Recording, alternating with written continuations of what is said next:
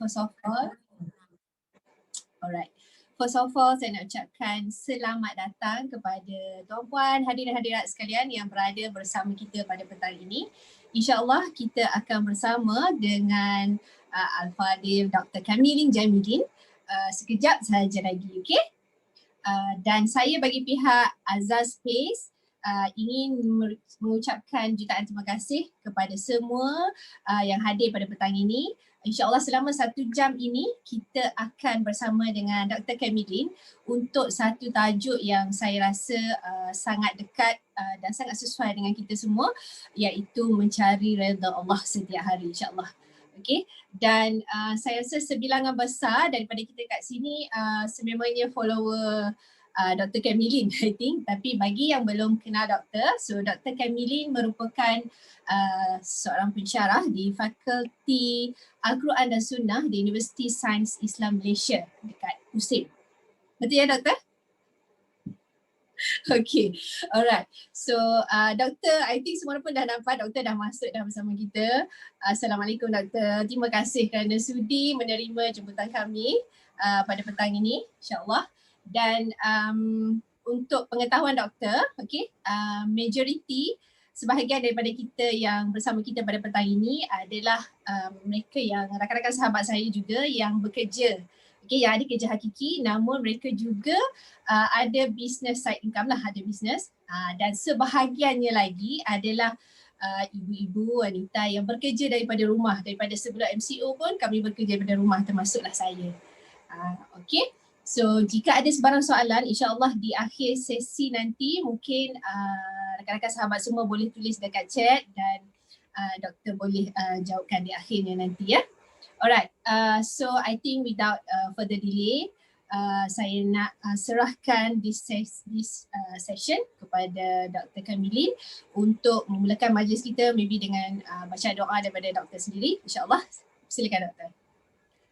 Baik, Assalamualaikum warahmatullahi wabarakatuh. Bismillahirrahmanirrahim. Alhamdulillah wassalatu wassalamu ala Rasulillah wa ala alihi wa ashabihi wa man wala. Di awal daripada pertemuan kita pada pagi ini, saya doakan antara satu doa yang Nabi SAW doa adalah Allahumma inna nas'aluka ilman nafi'a wa rizqan tayyiban wa amalan mutaqabbala. Allah, ya Allah, kurniakanlah kepada kami ilmu yang bermanfaat, rezeki yang baik dan juga amalan yang diterima.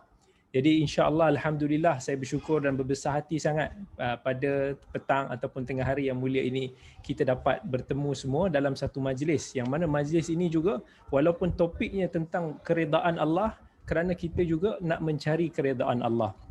Sebab bila kita belajar, kita menuntut ilmu, kata Nabi SAW, ini adalah salah satu daripada cara kita mendapat keredaan ataupun kita mendapat rahmat daripada Allah. Dalam sebuah hadis Nabi SAW sebut dalam hadis riwayat Abi Dawud, man salaka tariqan yaltamisu fihi ilma salakallahu lahu bihi tariqan ilal jannah. Siapa yang menyelusuri jalan menuntut ilmu, siapa yang mencari-cari jalan menuntut ilmu, maka Allah kata, Nabi kata Allah akan memudahkan jalannya menuju kepada syurga. Jadi bila kita belajar, kita pun nak mencari keredaan Allah. Yang mana menuntut ilmu ni salah satu daripada amalan yang paling mulia di sisi Allah. Bahkan kita sangat-sangat dituntut untuk nak kita belajar apa-apa sahaja yang boleh mendekatkan diri kita kepada Allah. Jadi ilmu memberikan kita kefahaman, dan daripada kefahaman itu kita insya-Allah kita boleh beramal, dan daripada amalan itu kita mengharapkan semoga kita dapat mencapai keredaan Allah. Dalam apa jua yang kita lakukan, kalau kita tidak ada niat untuk nak mendapat keredaan Allah, maka segalanya itu akan sia-sia. Kan? Contohnya kalau kita bersedekah sekalipun.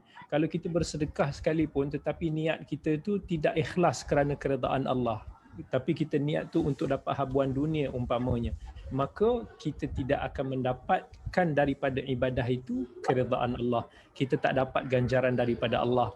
Jadi alhamdulillah pada petang yang mulia ini kita dapat bertemu, dan insya-Allah daripada majlis ini kita mengharapkan kita mendapat keredaan Allah.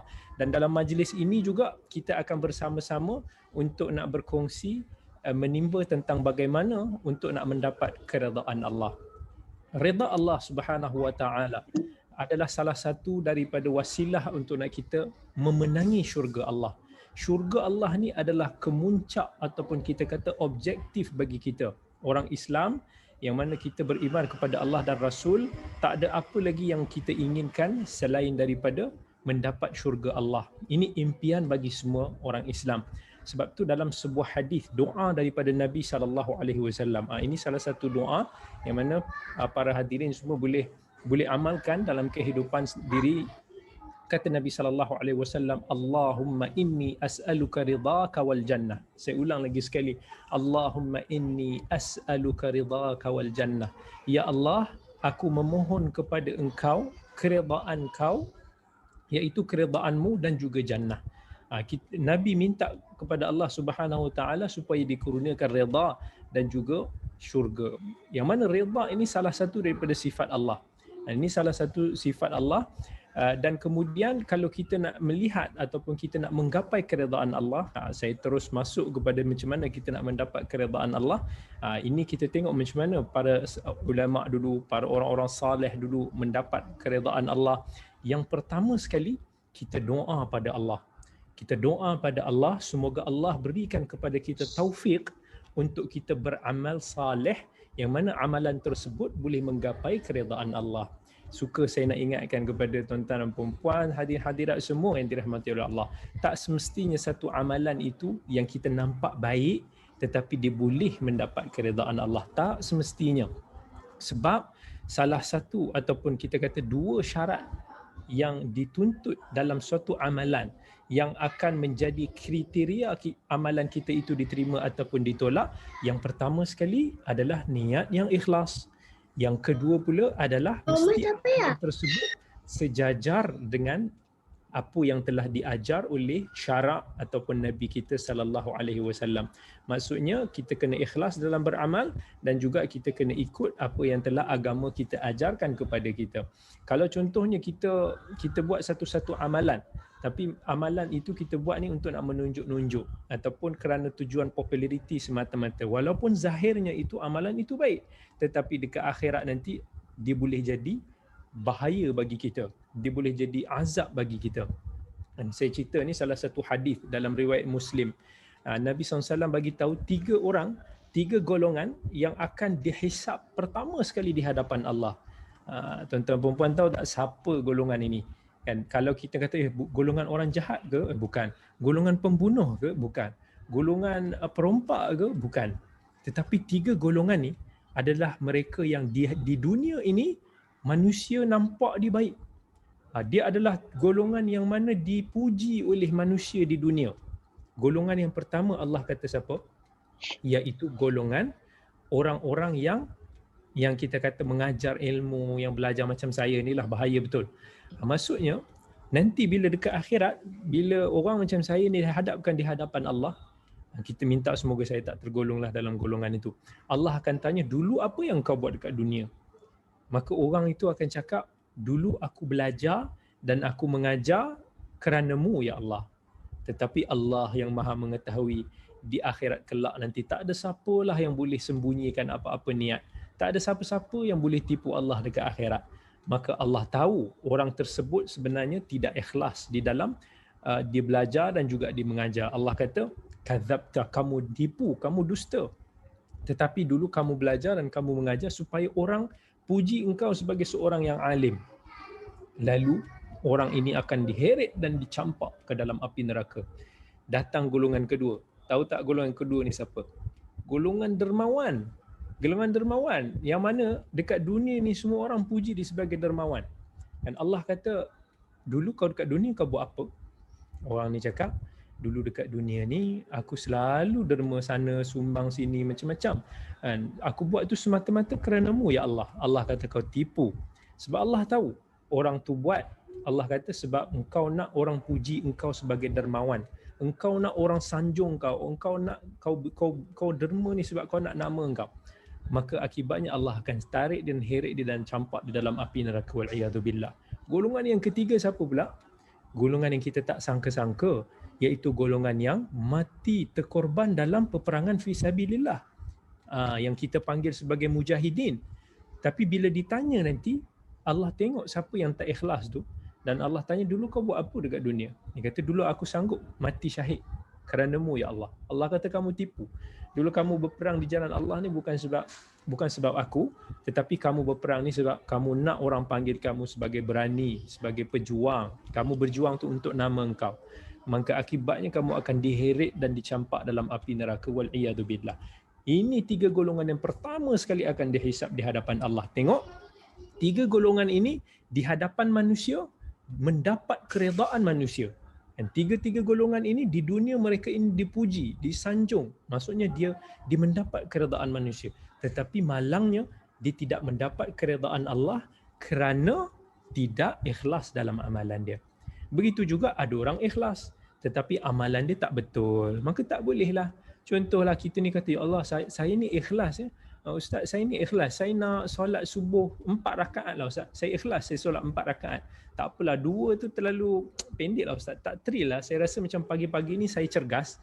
Daripada saya buat yoga, daripada saya buat tai chi, baik saya buat solat subuh 4 rakaat. Nampak? Walaupun dia kata dia ikhlas, dia solat tu kerana Allah, dia memang nak buat extra effort, tetapi tidak menepati apa yang telah diajarkan dalam agama kita. Dia pergi solat subuh 4 rakaat. Akibatnya ditolak juga. Jadi jaga dua-dua benda ni, insya-Allah kita akan meraih ganjaran ataupun keredaan daripada Allah. Okey, cuba tengok apa yang Allah sebut dalam suratul Ahqaf. Masa Allah nak ingatkan kita manusia, Allah nak ingatkan kita manusia ni tentang jasa ibu kita kan. Allah kata apa? Wa wassaynal insana biwalidayhi ihsana hamalathu ummuhu kurhan wa wada'athu kurha wa hamluhu wa fisaluhu 30 shahran hatta idza balagha ashuddahu wa balagha 40 sanah qala rabbi awzi'ni an ashkura ni'mataka allati an'amta 'alayya wa 'ala walidayya wa an a'mala salihan tardah.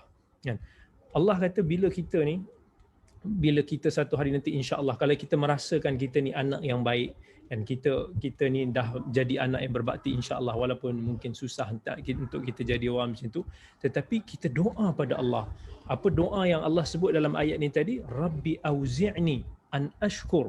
Kita kata, wahai Tuhanku, ilhamkanlah, berikanlah aku petunjuk supaya aku tetap bersyukur dengan nikmat yang telah Engkau kurniakan, kan, kepada aku, kepada kedua ibu bapa aku, dan supaya aku akan tetap mengerjakan amal saleh yang Engkau redai. Kita berdoa kepada Allah. Dan dalam Al-Quran Allah cerita pasal doa-doa yang mana kita berdoa pada Allah, semoga kurniakanlah kita amalan saleh yang mana boleh menggapai keredaan Allah. Dalam surah An-Naml Allah ada sebut juga doa yang sama.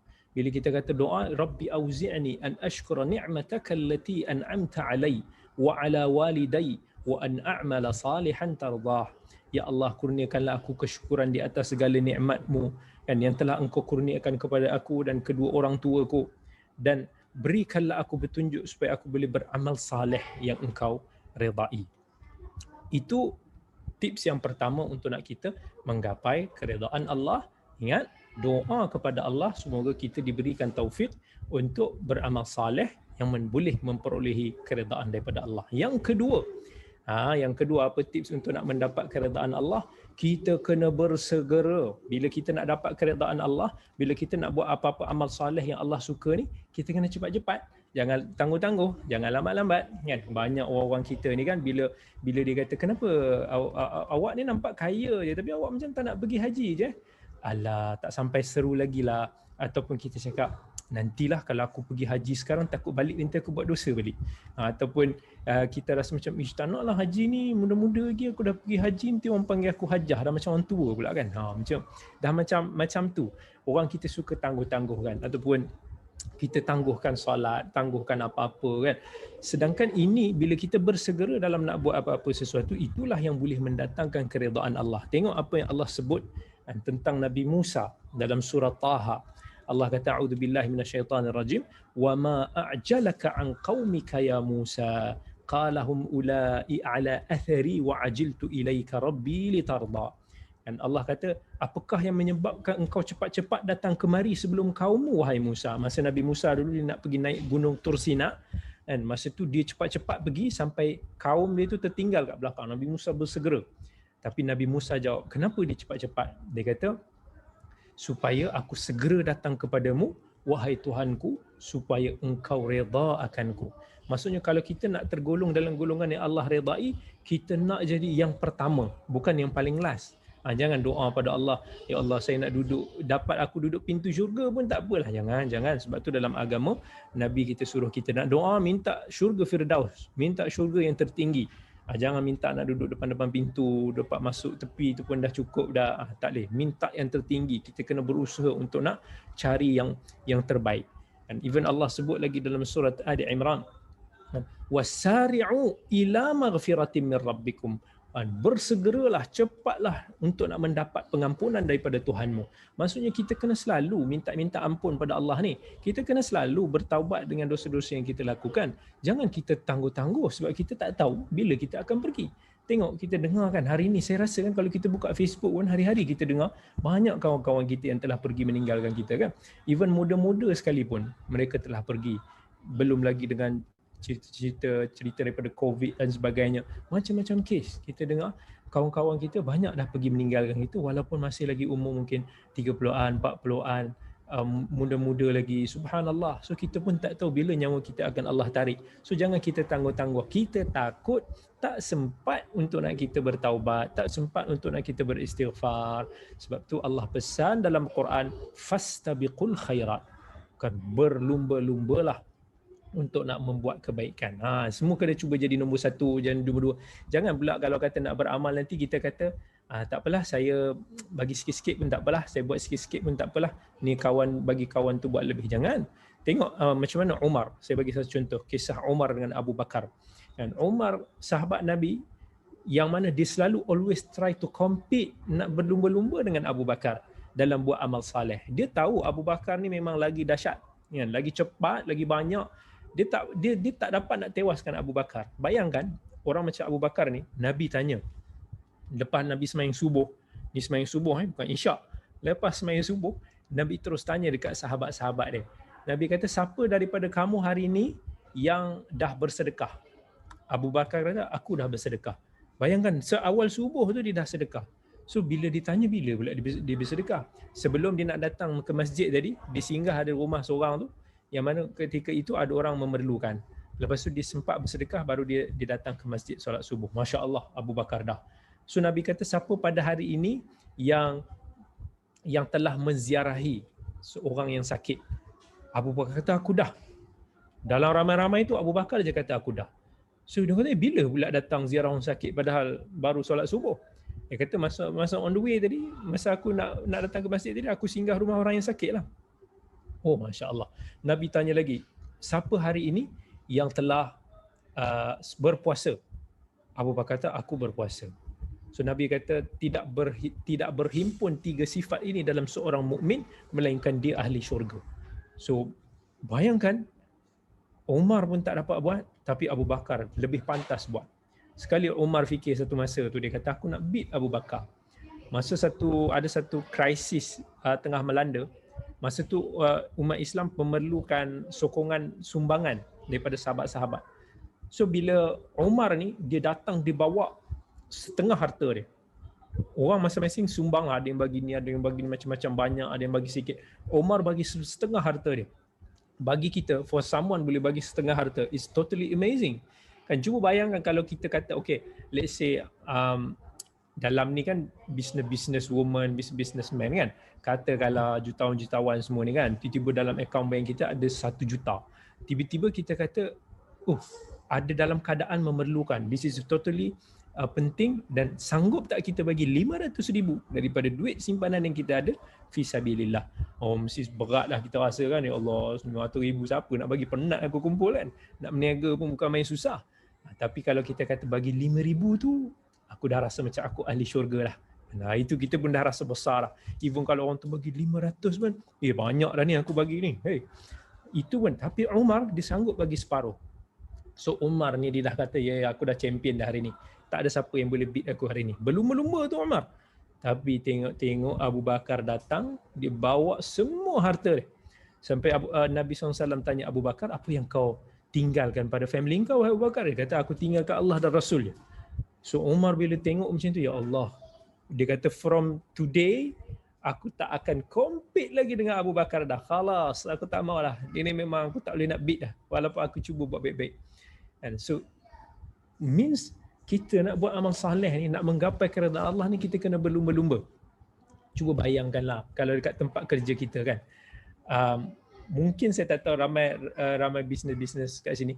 Tapi kalau kita bekerja di bawah company, di bawah kerajaan ataupun siapa-siapa, kita ada bos di atas kita kan. Kalau kita tengok di tempat kerja kita, ramai orang nak berlumba-lumba nak bodek-bodek bos dia kan. Nak cuba nak menggapai keredaan bosnya. Sebab apa? Nanti kalau kita bagi bos kita happy, dia suka, dia bolehlah bagi kita bonus, dia bagi kita recommendation, dia bagi kita good mark, dia ini macam-macam faedah-faedah duniawi yang kita boleh dapat. Bayangkan itu keredaan manusia, makhluk Allah yang kerdil di di bumi ini. Bayangkan kalau kita nak mendapat keredaan Allah. Bila kita dapat meraih kasih Allah, siapa yang boleh bagi kita mudarat lagi selepas daripada itu selain daripada Allah Subhanahu wa taala. Ini sangat-sangat penting. Dan yang ketiga, tips yang ketiga. Okay, tips yang ketiga. Bila kita beramal, ingat kita punya kemuncak ataupun niat objektif kita dalam beramal redha Allah. Macam tadi saya bagi tahu, bukan kerana kita nak buat kerana populariti, bukan kerana keredaan manusia. Dan bila kita pergi solat, jangan sebab kita nak nanti orang puji kita, dia ni rajin ni pergi masjid ni, bagus ni, nampak alim ni, bagus. Tak nak, kita bukan macam tu. Jangan pula contohnya bila kita menutup aurat, kita kata nak supaya orang semua suka pada aku. Jangan. Bila kita buat kerana orang, bila orang benci kita, bila orang kutuk kita, bila orang ni, kita akan tinggalkan amalan itu. Itu yang selalu terjadi.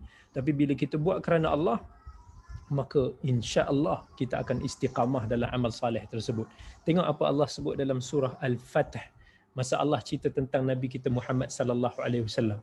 Allah kata Muhammadur Rasulullah walladzina ma'ahu asyidda'u 'alal kuffari ruhama'u bainahum tarahum ruk'an sujadan yabtaghuna fadlan minallahi wa ridwana. Macam mana Allah sifatkan Nabi kita Muhammad sallallahu alaihi wasallam dan juga para sahabat dia. Allah kata kalau kamu melihat mereka ni sesama orang beriman saling berkasih sayang. Dan kamu akan melihat mereka ni sentiasa rukuk, sentiasa sujud. Yabtaghuna fadlan minallahi wa ridwana. Niat mereka untuk apa? Semata-mata untuk nak mendapatkan keredaan Allah dan kurniaan pahala ganjaran daripada Allah Subhanahu wa taala. Allah sebut lagi dalam surah Al-Maidah, Allah kata ya ayyuhallazina amanu la tuhillu sya'airallah wala asy-syahral haram wala al-hadiya wala al-qala'id wala aminal baital haram yabtaghuna fadlan min rabbihim wa ridwana. Allah ulang balik perkataan ni, yabtaghuna fadlan min rabbihim wa ridwan. Apa maksud dia? Wahai orang yang beriman, janganlah kamu ingat halal membuat sesuka hati syiar-syiar agama Allah pada bulan-bulan yang dihormati. Kemudian Allah sebut tentang beberapa amalan untuk orang yang melakukan haji ke Baitullah. Kemudian Allah kata mereka itu menuju ke Baitullahil Haram yang bertujuan untuk nak mencari kurniaan daripada Allah dan mencari keredaan daripada Allah. Maksudnya Allah cerita tentang para sahabat radhiyallahu anhum dulu yang bersusah payah pergi haji dulu semata-mata untuk nak mendapatkan keredaan daripada Allah Subhanahu wa taala. Tengok para sahabat radhiyallahu anhu, betapa banyak Allah sebut ciri-ciri para sahabat dalam Al-Quran dan Allah sebut mereka ini dengan sifat mendapat keredaan daripada Allah. Sebab tu kenapa ada tak yang tertanya-tanya kan, kenapa bila kita sebut nama sahabat, contoh Abu Bakar kita sebut radhiyallahu an, bila kita sebut Umar radhiyallahu anhu, bila kita sebut Aisyah radhiyallahu anha. Maksudnya bila kita sebut para sahabat, kita akan mendoakan keredaan kepada mereka. Sebab Allah telah sebut dalam Al-Quran betapa banyak mereka ini, ciri-ciri mereka ini adalah semata-mata untuk nak mendapat keredaan Allah. Allah sebut contohnya dalam surah Al-Hasyr, lil fuqara'i lil fuqara'il muhajirin alladhina ukhriju min diyarihim wa amwalihim yabtaghuna fadlan minallahi wa ridwana. Tengoklah para sahabat dulu yang fakir, yang sanggup berhijrah, yang dihalau daripada rumah-rumah, daripada negeri mereka, yang dirampas harta-harta mereka ini. Mereka sanggup buat, mereka sanggup terima. Kenapa? yabtaghuna fadlan minallahi wa ridwana. Tengok Allah ulang lagi, kerana mereka ini mencari-cari kurniaan daripada Allah dan juga keredaan daripada Allah. Itu dari situ kita boleh tengok beza kita ni dengan para sahabat radhiyallahu anhum.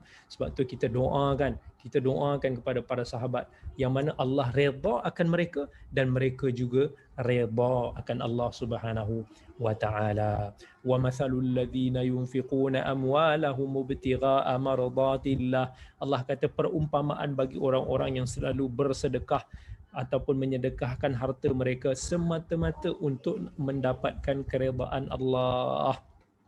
Ingat, betulkan hati dalam kita nak mendapat keredaan Allah. Okey, tips yang keempat. Tips yang keempat adalah kita kena redha dengan apa ujian musibah yang mana telah Allah uji kita. Redha dengan musibah ujian yang menimpa kita. Kat sini saya nak tanya sahabat-sahabat semua. Saya tak tahu ada yang nak bagi jawapan ataupun tidak. Apa itu redha? Kan apa beza redha dan juga sabar? Okey, tak apa. Tak payah jawab. Don't worry. Okey, kat sini saya nak terangkan tingkatan-tingkatan manusia bila diuji. Saya sebut empat. Yang pertama, level yang paling bawah sekali, kufur. Yang ketiga, atas sikit, atas daripada kufur itu sabar. Atas daripada sabar, level yang kedua, redha. Atas daripada redha, iaitu darjat yang paling tinggi sekali, syukur. So syukur first, redha next, sabar third, yang keempat adalah kufur. Di manakah kita ketika mana kita diuji oleh Allah Subhanahu wa taala? Saya yakin semua orang dekat sini pernah diuji. Lagi-lagi yang mana yang jadi business woman, businessman kat sini, mana takkanlah tak diuji, takkan langit sentiasa cerah kan? Ada kala kita jatuh, ada kala kita bangun, ada kala orang tipu kita, ada kala orang fitnah kita, ada kala orang buat ini, macam-macam kita akan dituji dengan macam-macam sudut. Allah dah sebut dalam Quran, Allah kata dalam suratul Baqarah, walanabluwannakum bisyai'im minal khawfi wal ju'i wa naqsim minal amwali wal anfusi wath thamarat. Kami akan menguji kamu manusia minal khawfi, dengan perasaan takut. Kita ada rasa takut tak? Selalu kan? Kalau kita nak buat bisnes pun kita takut kan? Takut rugi, takut risiko, takut itu, takut ini, macam-macam. Lagi-lagi dalam suasana sekarang. Wal ju', Allah uji kita dengan perasaan lapar. Orang yang pernah jatuh miskin, pernah merasai kelaparan, tak mampu. Wa naqsim minal amwal. Kan Allah uji kita dengan kekurangan harta. Mungkin kita pernah berada dalam satu tahap yang mana kita nak belanja, nak beli barang dapur pun kita rasa tak cukup. Dan kita rasa macam kering je poket kita. Allah pernah uji. Kalau tak kita, pada ramai orang lain. Wa naqsim minal amwali wal anfus. Allah pernah uji kita juga dengan kehilangan orang tersayang. Dan ada kita bila kita kehilangan orang tersayang, selalu kita dengar sahabat-sahabat handai, kaum keluarga, perasaan itu betapa sedih, sangat sedih. Dan mungkin kita boleh terima lagi siapa-siapa meninggal, tapi kalau Allah tarik anak-anak kita, saya rasa itu benda yang paling sedih dalam dunia. Saya percaya tak ada seorang ibu ataupun seorang ayah pun yang mampu untuk nak menanggung kesakitan, kehilangan darah daging dia sendiri. Betul tak? Daripada anak jantung hati kita. Itu ujian yang paling dahsyat sekali. Seorang anak tu masih boleh at the end dia boleh accept kalau dia kehilangan ibu ataupun ayah dia. Walaupun itu sangat-sangat menyedihkan. Tetapi jika kehilangan anak, dia boleh meroyan, dia boleh hilang akal, dia boleh macam-macam. Ujian kehilangan ni semua sangat-sangat pedih. Dan kehilangan hasil, Allah kata wathamarat. Ini semua bentuk-bentuk ujian yang Allah nak bagi pada kita. Ada orang yang semua benda ni kena ujiannya. Ada orang yang mungkin kena salah satu, dua ke daripadanya sahaja yang diuji. Tapi kita semua akan diuji. Dan Allah nak tengok adakah kita boleh bersabar, redha ataupun syukur. Jangan sekali-kali kita kufur. Kufur ni macam mana? Bila Allah uji, kita mula salahkan takdir. Kenapa aku je diuji ya? Aku berniaga barang ni, kawan aku berniaga okey je. Kenapa dia laku? Kenapa aku tak laku? Kenapa aku accident? Kenapa orang lain tak accident? Kenapa aku je patah tangan? Kenapa aku macam ni? Kenapa ya Allah? Engkau tak sayang aku. Aku dah solat, aku selalu ini. Kenapa? Macam-macam. Sampai akhirnya ada orang dia sanggup menanggalkan iman dia sebab dia sudah kufur dengan ujian yang telah Allah berikan kepada dia. Kalau at least kita boleh bersabar. Sabar ni apa maksud dia? Sabar ni kita boleh tahan tindakan kita ni. Kalau kita diuji tu tak adalah kita cakap benda-benda yang tak elok, tak adalah kita nak mencarut, maki hamun ataupun menyalahkan takdir. Kita boleh jaga tindak tanduk tangan kita ni. Kita tak adalah pergi pukul orang ataupun kita buat benda-benda anaya. Orang itu sabar. Tapi orang yang sabar tak semestinya reda. Orang yang sabar tak semestinya reda. Sebab reda tu dalam hati. Dan sabar ni pada fizikal. Okey, kita boleh tahan. Tapi nak reda dalam hati tu, yang ini yang paling tak ramai orang. Orang yang sabar mungkin boleh ramai. Tapi orang yang reda, sangat sikit orang yang boleh nak reda. Saya bagi satu contoh lah. Kalau kata isteri-isteri kat sini, tiba-tiba dapat tahu suami dia madukan dia. Perasaan macam mana? Mesti tak suka kan? Mesti rasa macam bengkak je kan? Kalau dia boleh tahan diri daripada baling pinggan, itu maksudnya dia sabar. Tapi walaupun dia sabar, tak semestinya dalam hati dia boleh terima, betul tak? Mesti tahan je lah kan. Tahan je lah. Tapi dalam hati ni, sakit hati, macam-macam. Maksudnya hati dia tu tak reda. Kadang-kadang orang tu kata, saya redakan je. Sebenarnya salah. Reda ni maksudnya memang hati dia dah gone. Dah okey, dah boleh terima dah. Segala ketentuan dah itu reda. Tapi kalau saya sabar je ni, tahu kata sabar tu dia tahan diri. Tapi hati dia tak semesti dia okey. So reda ni up daripada tu. Tapi yang lebih dahsyat, yang paling tinggi, yang paling susah orang nak buat adalah syukur. Bila dia diuji, dia syukur. Siapa tiba-tiba accident, tiba-tiba ada orang langgar dia punya bonet, boom. Dia boleh senyum, dia cakap Alhamdulillah. Siapa yang boleh macam tu? Tak boleh kan? Mesti keluar daripada kereta mengamuk. Woi, kau ni tak tengok ke? Macam mana kau memandu ni? Mula kita dah mengamuk, lepas tu kita dah stres, dah ini, macam-macam. Apa je ujian.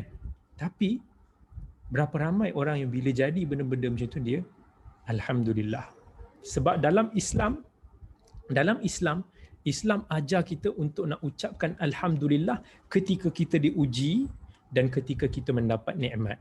Kata Nabi SAW, orang yang beriman ni, bila mana dia dapat satu-satu nikmat, dia cakap apa? Alhamdulillah bi ni'matihi tatimmus salihat.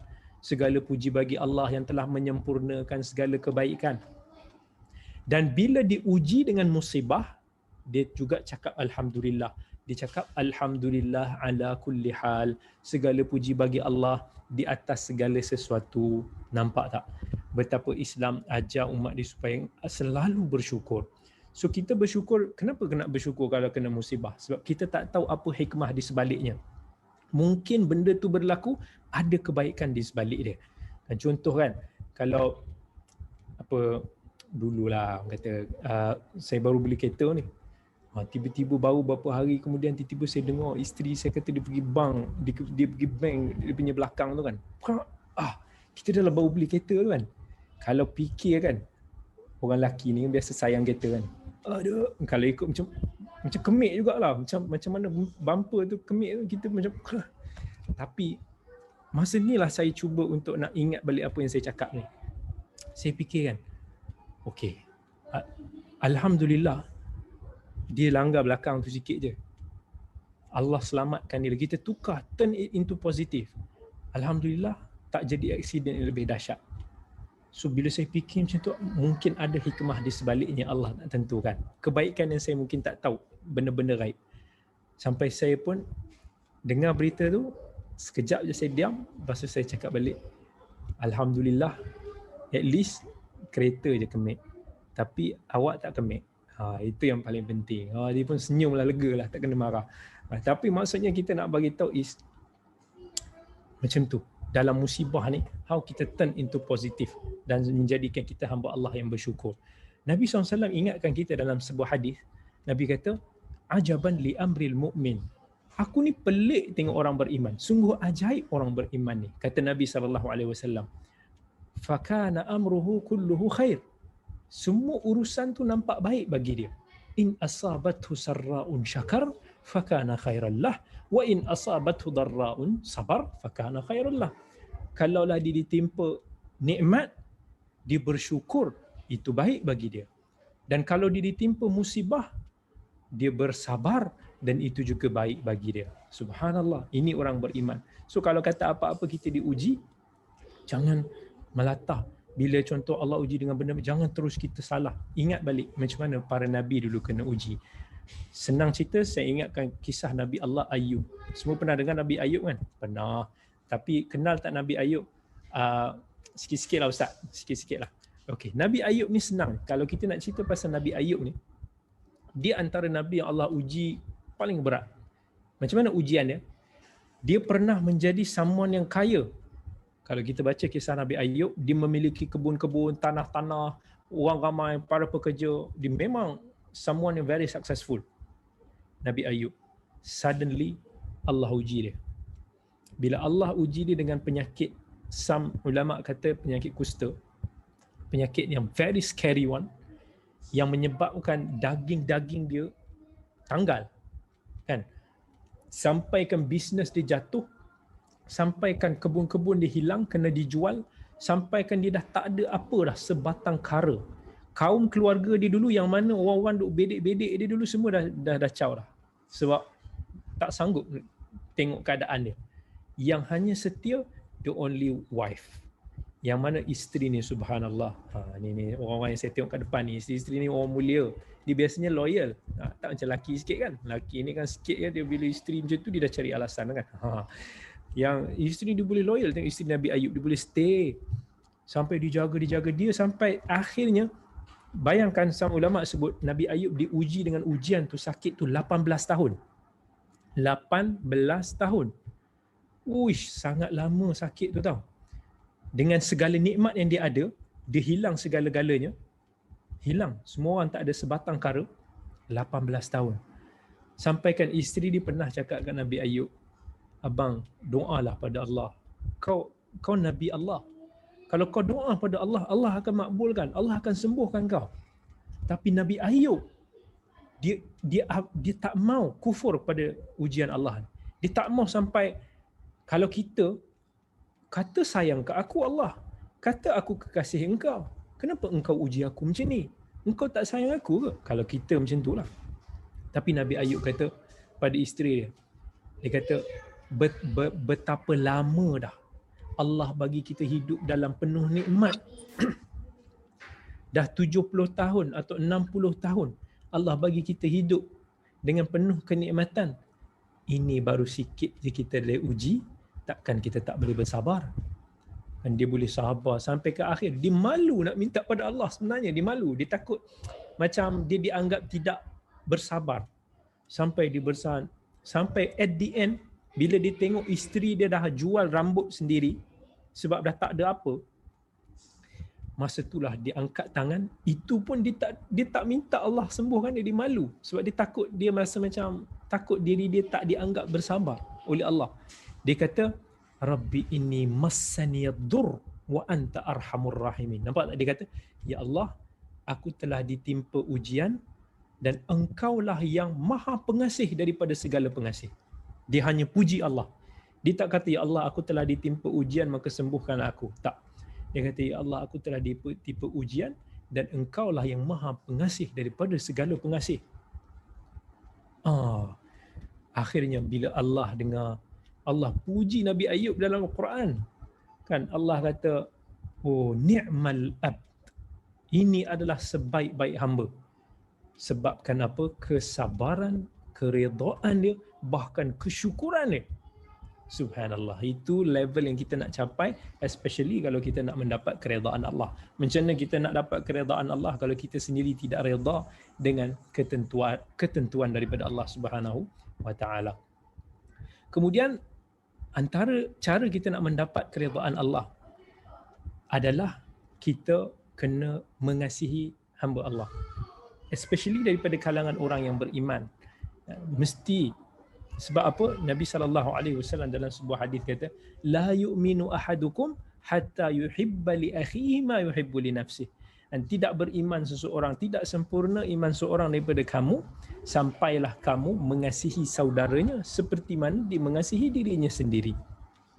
Kita nak dapat iman yang sempurna, iman yang mendapat keredaan Allah, kita kena sayang pada saudara seagama kita seperti mana kita sayang kepada diri kita. Itu antara tanda kesempurnaan iman. Dan ini sebenarnya sangat penting dalam membangunkan masyarakat Islam. Sebab kat sinilah akan terzahirnya keindahan ukhuwah Islamiyah yang akan melahirkan kemanisan iman dan kemanisan iman dalam sesebuah perhubungan, dalam sesebuah interaksi, dalam sesebuah pergaulan, mencintai saudara kita di atas dasar agama. Semuanya kita lakukan kerana Allah. Kita sayang saudara kita kerana Allah, kita marah kat dia kerana Allah. Ramai orang tak faham macam mana kita marah orang tu kerana Allah. Kita marah orang tu kerana Allah tu bila orang tu buat salah. Bila orang tu buat sesuatu, kita nasihat pada dia. Dan kalau dia degil, dia ingkar, dia tak dengar, kita pun marah dia. Kita tunjukkan ketegasan kita. Itu kita marah dia kerana Allah. Nabi SAW dalam hadis riwayat Ahmad kata, "Inna awthaqa 'ural imani an tuhibba fillah wa tubghidha fillah." Sesungguhnya ikatan iman yang paling kukuh ialah kita mencintai kerana Allah dan juga kita membenci kerana Allah. Tengok tak satu hadis yang Nabi kata tentang 7 golongan yang akan mendapat naungan arasy Allah dekat akhirat. Salah satu dia apa? Salah satu dia adalah Nabi kata, "Wa rajulani yaltaqiyan ijtama'a fillahi waftaraqa alaih." Yang mana 2 orang yang bersaudara bertemu mereka ini kerana Allah dan mereka berpisah kerana Allah. Jadi saya nak tanya kepada semua sahabat-sahabat kita ada kat sini, kalau anda semua pejamkan mata, cuba bayangkan siapa sahabat yang kita kasihi kerana Allah, yang mana bukan kerana dunia, bukan kerana dia partner kita dalam bisnes semata-mata, bukan kerana kita nak dapatkan habuan daripada dia semata-mata, tapi yang mana boleh bersama dengan kita susah senang, yang mana boleh nasihatkan kita kalau salah, yang mana boleh bimbing kita kalau kita tergelincir, yang mana boleh tegur kita kalau kita membuat satu-satu kesilapan, yang mana boleh saling buatkan kita bantu-membantu sesama kita untuk dalam kebajikan, yang mana Allah kata wa ta'awanu 'alal birri wat taqwa, saling tolong menolonglah dalam berbuat kebaikan. Cari siapa sahabat-sahabat yang boleh ada ciri-ciri ni. Siapa sahabat-sahabat yang bukan hanya akan tertawa dengan kita bila mana kita senang, tetapi yang akan menangis dengan kita ketika kita susah.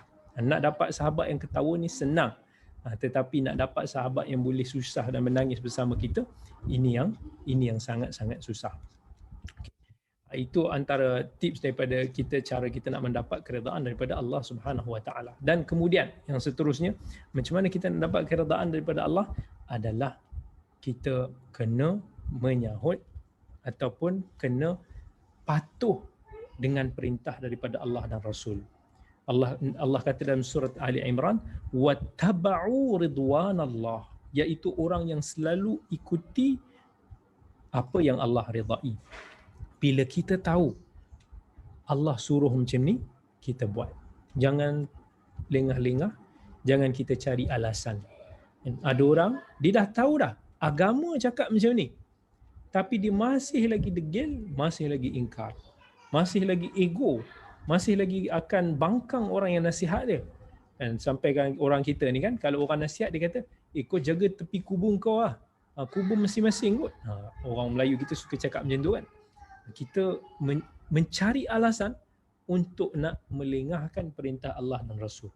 Yang tu tak boleh. Kalau nak dapat keredaan daripada Allah, kita mesti kena cepat ataupun kita kena patuh dengan perintah Allah dan Rasul. Tips yang seterusnya, mungkin yang keenam, mungkin saya ingat yang keenam adalah kita kena mencintai para sahabat Nabi SAW. Sebab para sahabat tadi kita dah bagi tahu Allah selalu redha ke atas mereka. Dan Allah kata contohnya, Allah cakap pada sahabat-sahabat yang berbai'ah pada Nabi di bawah sebuah pokok masa perjanjian Hudaibiyah. Kan apa Allah kata, laqad radiyallahu 'anil mu'minina idh yubay'unaka tahta asy-syajarah. Allah redha ke atas orang beriman, iaitu sahabat-sahabat yang membai'ah engkau wahai Muhammad pada tahun ke-7 Hijrah, ke-6 Hijrah di bawah sebatang pohon. Even Allah puji para sahabat, was-sabiquna al-awwaluna minal muhajirin wal ansar walladzina ittaba'uuhum bi ihsan radhiyallahu anhum wa radu an. Sahabat-sahabat yang selalu bersegera dalam buat kebajikan, yang selalu berhijrah daripada kalangan orang muhajirin dan ansar, yang mengikuti jejak langkah mereka, Allah kata apa? Radhiyallahu anhum wa radu an. Allah meridai mereka dan mereka juga redha kepada Allah. Okey. So salah satu. Kemudian yang ketujuh, tips yang ketujuh untuk nak kita meraih syurga Allah, keredaan daripada Allah adalah kita kena belajar untuk bersyukur. Tadi kita dah sebut, syukur adalah level yang tertinggi bila mana kita diuji. Allah kata wa in tashkuru yardahu lakum dalam surah Zumar. Wa in tashkuru yardahu lakum. Kalaulah kamu bersyukur, Allah akan redha kepada kamu. Kalau kamu bersyukur, Allah redha kepada kamu. Dan bila Allah redha, apa Allah buat? Allah akan tambah lagi nikmat-nikmat dia kepada kita. Sebab tu Allah kata, la in syakartum la azidannakum. Kalaulah kamu bersyukur, nescaya aku akan tambah lagi nikmat ke atas kamu. So kita kena belajar untuk nak bersyukur. Dan kalau kita kufur, Allah kata, wala in kafartum inna azabi lasyadid. Kalau kamu kufur, tak ada masalah. Tapi nanti dekat akhirat, kamu akan merasai aku punya azab yang sangat pedih ni. Dalam Al-Quran, sahabat-sahabat semua yang dikasihi oleh Allah, dalam Al-Quran kalimah syukur disebut sebanyak 75 kali. 75 kali. Sebab syukur ni dia merupakan janji Allah Subhanahu Wa Taala yang perlu kita kena serap dalam diri kita sebagai penenang hati. Yakinlah, kalau kita bersyukur, Allah Azza wa Jal pasti akan menambah rezeki dan nikmat dia. Itu janji daripada Allah Subhanahu Wa Taala. Dan salah satu daripada kita menzahirkan kesyukuran kepada Allah adalah juga kita mensyukuri manusia. Kita menghargai kebaikan dengan manusia. Dan kita tak boleh nak hitung nikmat yang Allah beri kepada kita. Tetapi Allah suruh juga bila kita dapat satu-satu nikmat, kita kongsi dengan orang. Kita hargai seseorang itu. Jangan kita abaikan orang. Allah ajar kita untuk nak kita selalu kena bersyukur. Even dalam sebuah hadis riwayat Abi Daud, apa kata Nabi? Man sana'a ilaikum ma'rufan fakafi'uh fa in lam tajidu ma tukafi'unahu fad'u lahu hatta taraw annakum qad kafa'tumuh. Dan siapa yang berbuat kebaikan kepada kamu, balas kebaikan dia. Ini Nabi kata. Dan kalau kamu tak mampu untuk nak membalas dia, doakan dia sampai kamu rasa kamu dah balas kebaikan dia. Contoh, orang bagi kita apa-apa hadiah, orang buat apa-apa kebaikan pada kita, balas kebaikan dia. Kalau kita mampu balik belanja dia balik, kalau kita mampu bagi hadiah dia balik, bagi. Tapi kadang-kadang kita tak mampu kan, sebab orang tu mungkin bagi kita hadiah super mahal, tapi kita pula bila nak balas tu tak mampu nak balas hadiah semahal itu. Jadi apa yang kita boleh buat, kita cuba ingat dia, kita hargai dia, kita call dia, kita ucapkan terima kasih kepada dia, dan kita doakan kebaikan banyak-banyak buat dia. Kita doakan semoga Allah murahkan rezeki dia. Kita doa semoga Allah ampuni dia. Kita doa supaya dia dapat syurga daripada Allah. Sampailah kita rasakan bahawa kita sudah membalas kebaikan. Of course, susah untuk nak kita membalas kebaikan seseorang, tetapi kita menghargai dia. Tengok macam mana Nabi SAW dalam bab bersyukur kepada Allah. Nabi ni, kita semua tahu kan, manusia maksum, yang mana terpelihara daripada dosa, yang mana Allah sangat sayang kat dia, penghulu kepada segala manusia, kira kata makhluk Allah yang paling mulia lah. Tetapi bayangkan Nabi tu, walaupun dia dah confirm lah syurga, tapi dia solat malam tak pernah tinggal. Nabi akan solat malam sampai kaki dia bengkak-bengkak, lenguh kan, berdiri ni semua duduk. Tapi kita ni kalau nak lenguh kaki ni, kalau kita pergi jogging ke pergi sukan, nak lenguh sebab solat ni memang idak lah. Kalau orang pergi sembahyang tarawih tu, imam tu dah baca alif lam mim, kita dah mula jeling dah. Dia macam nak baca panjang je ni. Kenapa tak baca watini wazaitun? Itu kita pun dah mula dah. Kalau dia baca lebih sikit dah, esok bang kita pergi cari masjid lain lah. masjid yang baca pendek sikit kan. Kita dah tak tahan. Nabi ni solat sampai dah sakit kaki macam tu. Aisyah pun tengok hari-hari Nabi macam tu, sampai Aisyah tanya, "Ya Rasulullah, engkau ni Rasul Allah, kekasih Allah yang dah diampunkan dosa segala-galanya, tapi kenapa masih lagi macam ni bang?" Nabi, apa jawapan Nabi? "Ya Aisyah, afala akunu abdan syakura." Wahai Aisyah, tak bolehkah aku menjadi hamba Allah yang bersyukur? Subhanallah. Nabi nak menzahirkan kesyukuran kepada Allah. Dia bukan kata kita dah selamat dan hore-hore lah. Aku confirm syurga kot. Tak payahlah. Contohlah kalau kata bos-bos kat sini kan, tiba-tiba ada staff ataupun kita lah, bos kita cakap kat kita, "Okay, you kalau you pergi kerja ke, you tak pergi kerja ke, you kerja, you tidur kat tempat kerja ke, it's okay, fine. You akan dapat gaji penuh, I will give you double bonus." Oh, apa bayang. Cuma kita macam mana? Okay, kejap pergi, kejap tak pergi. Tidur abang tak peduli, dah confirm bonus kan. Gaji of course dapat. Kita akan tinggalkan. Tapi Nabi ni walaupun dia dah confirm semua tu, dia tambah lagi sebab dia nak zahirkan kesyukuran. Macam kita, kalau kita sayang pada orang tu, kita akan buat segala-galanya.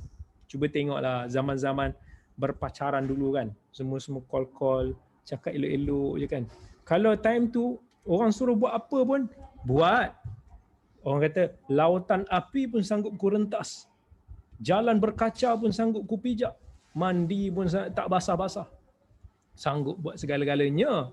Tapi cuba bayangkan lepas dah kahwin ni, cakap dulu punya lembut dalam telefon, tak ada dah sekarang ni. "Abang, mana?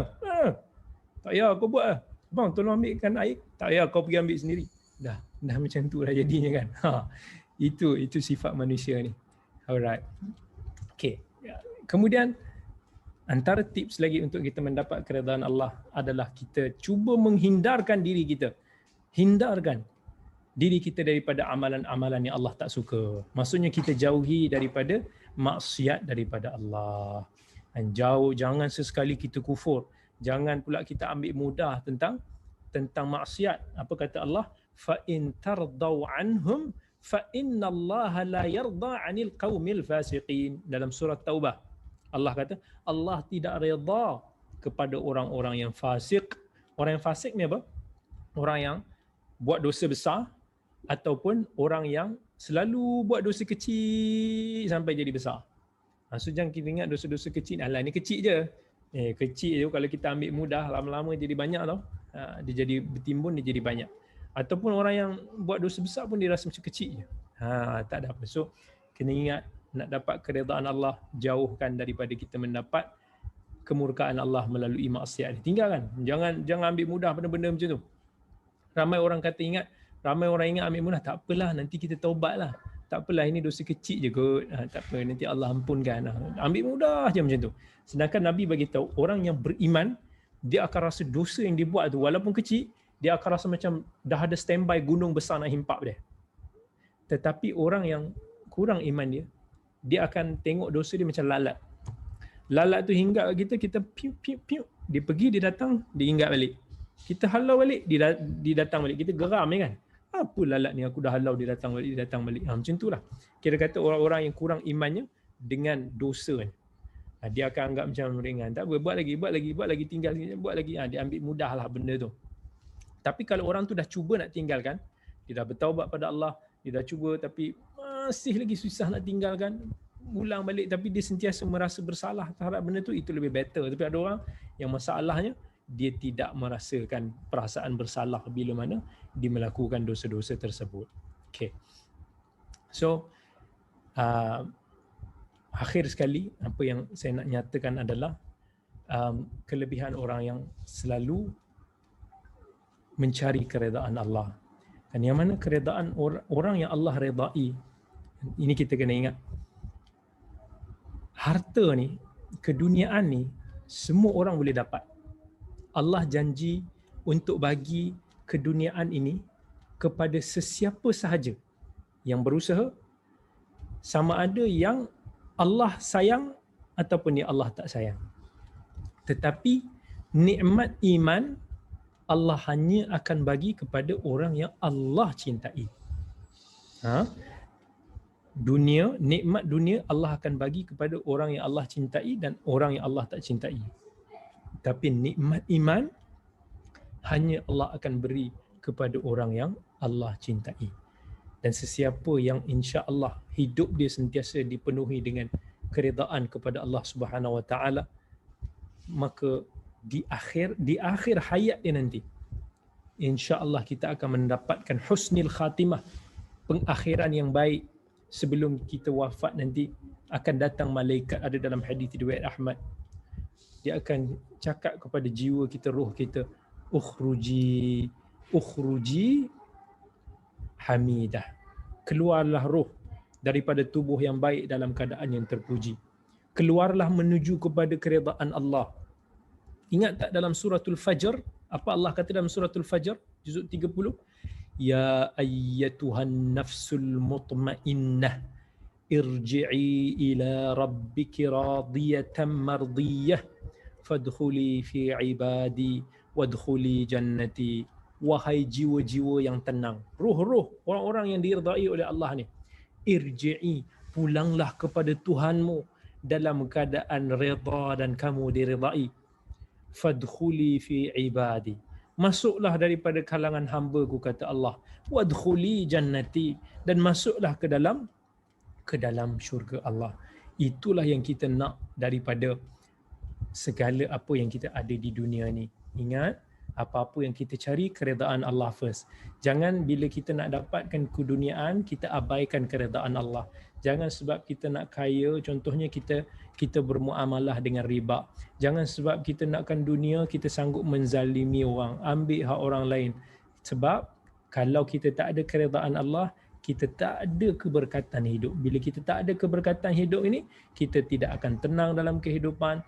Dan juga yang paling malang sekali adalah kita akan dijauhkan daripada syurga Allah. Wal'iyadu billah.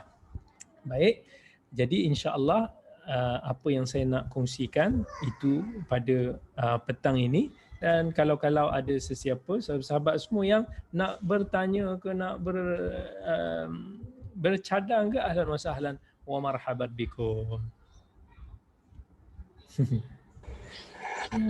Okey, terima kasih banyak doktor.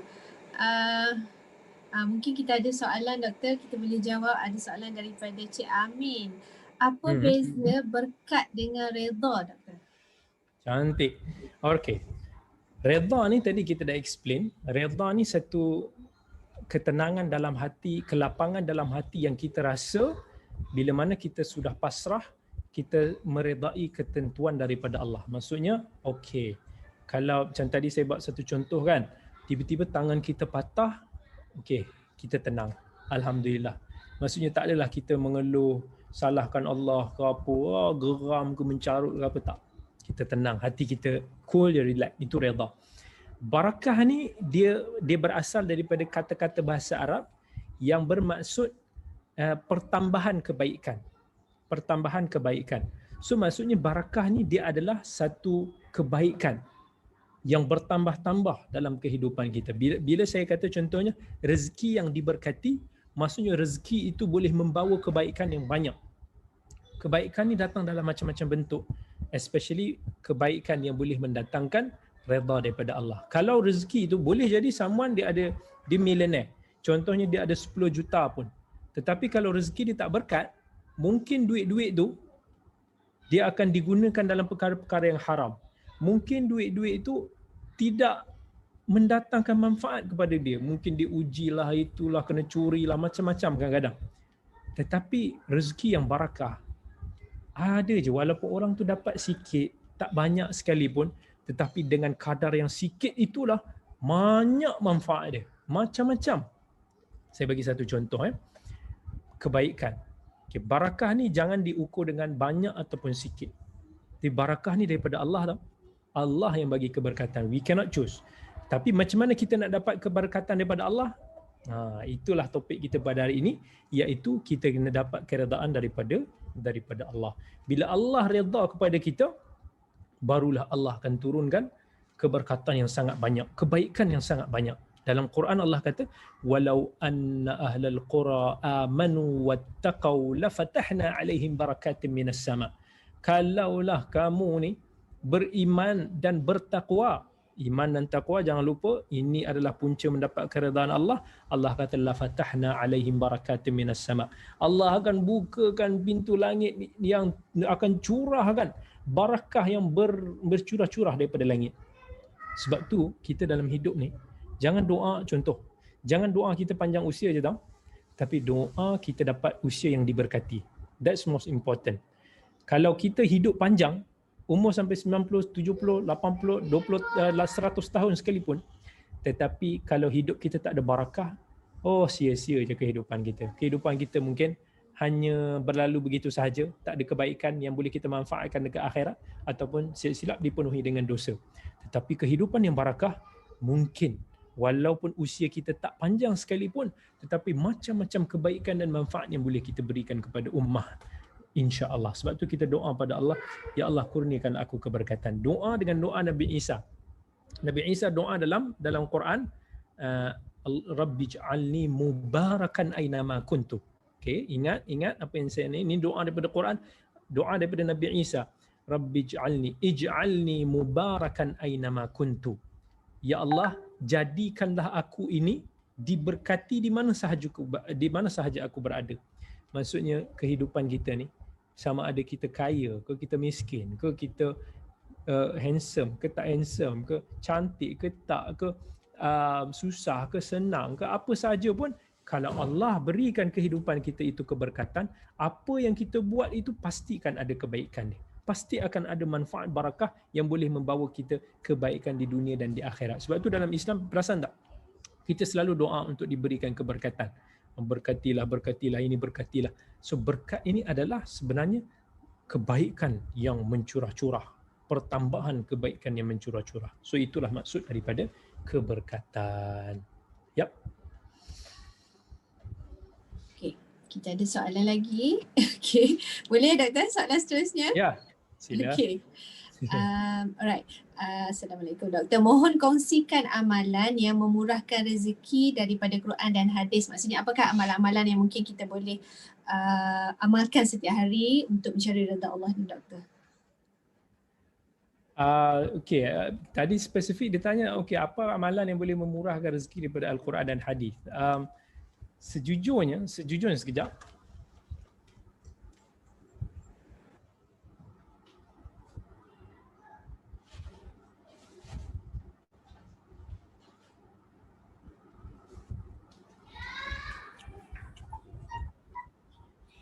Okay. Soalan tu directly sebenarnya jawapan yang kalau saya nak bagi tu semua ada dalam buku ni.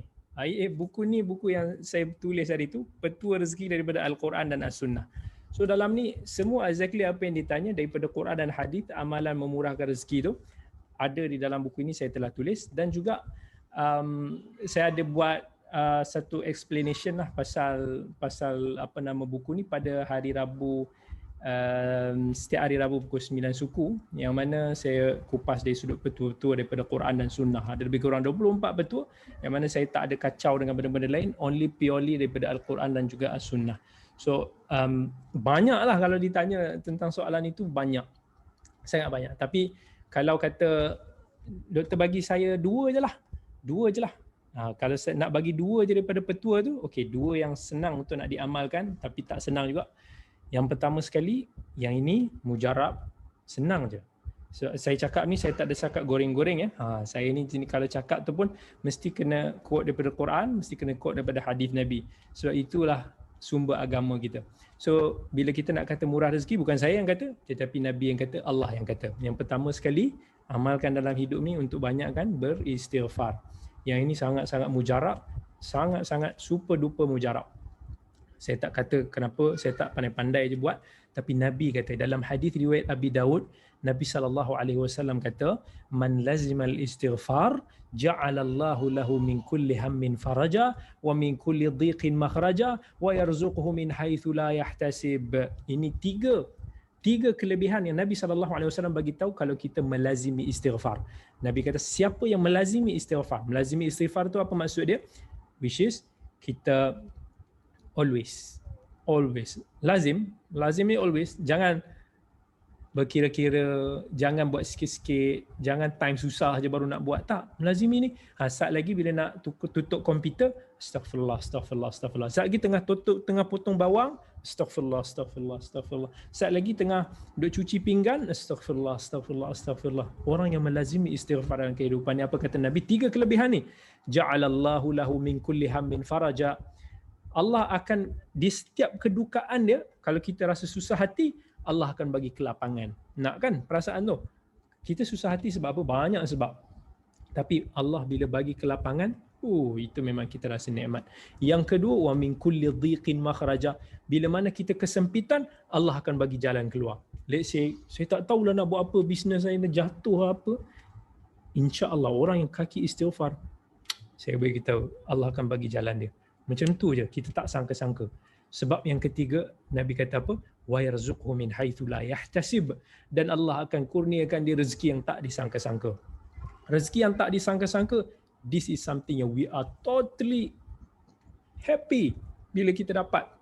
Sebab otak manusia ni, kan dalam otak dia ada few chemical, dia ada oxytocin, dia ada serotonin, dia ada chemical dopamin. So salah satu daripada chemical dopamin ni, dia akan rembeskan satu benda yang we are so happy bila dapat something yang rezeki ataupun reward yang tak disangka-sangka. So ini yang kita nak cari daripada tu. So orang istighfar, trust me, ini bukan saya cakap, tapi benda ini pernah insya-Allah saya sendiri rasa, dan juga ramai daripada sahabat-sahabat saya yang memang totally beriman, yang totally memang amalkan benda ni. Dia cerita pada saya kisah-kisah yang unimaginable. Saya cerita satu kisah. Salah satu sahabat saya ni memang saya tahu, dia memang istighfar. Kaki istighfar. Subhanallah, astagfirullah. Dua lah, saya cerita 2 orang. Dua-dua sahabat saya ni adalah usahawan berjaya. Masya Allah. Tapi ni usahawan yang luar biasa. Okay, satu sahabat saya ni, dia kawan saya daripada saya belajar dulu universiti. Walaupun masa belajar dulu dia rewang sikit, tapi sekarang ni bila saya jumpa dia dah totally change, masya-Allah. Dan bila bersembang boleh nampak sekejap lagi dengar dia slow-slow cakap astagfirullah. Saya dah rasa macam wow, ini dah tak macam dulu. So, dan dia masya-Allah sekarang ni antara usahawan yang very very sukses di usia yang sangat muda. Jadi saya tanya dia kan, saya tanya dia, kenapa nampak selalu istighfar? Mesti ada something. Saya tahu, maksudnya sebab ini apa yang Allah dan Rasulnya janji. Dia kata, kisahnya bermula masa dia nak mula bisnes dulu. Dia masa nak mula bisnes ni, satu masa tu dia down.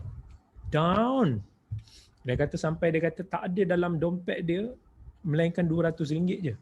Dia kata duit dia tak ada masa tu. Dia dah buat proposal itu, buat proposal ini, macam-macam lah dia nak dapatkan ini. Tak dapat, jatuh. Dia menangis time tu. Menangis, dia tak tahu nak buat apa.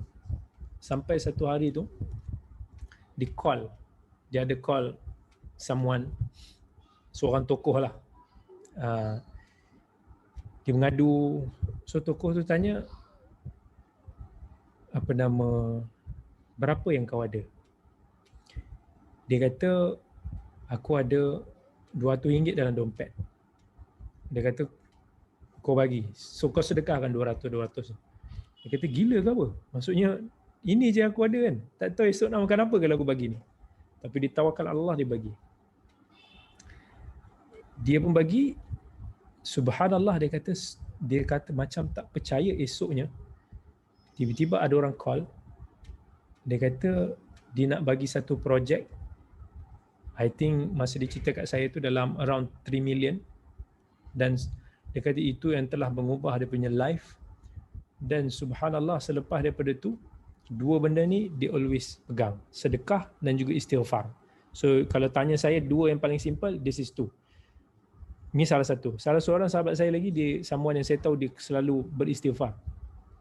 Siang malam dia tak pernah tinggal, zikir pagi dengan petang. Istighfar, boleh nampak. Sampai dia amazing.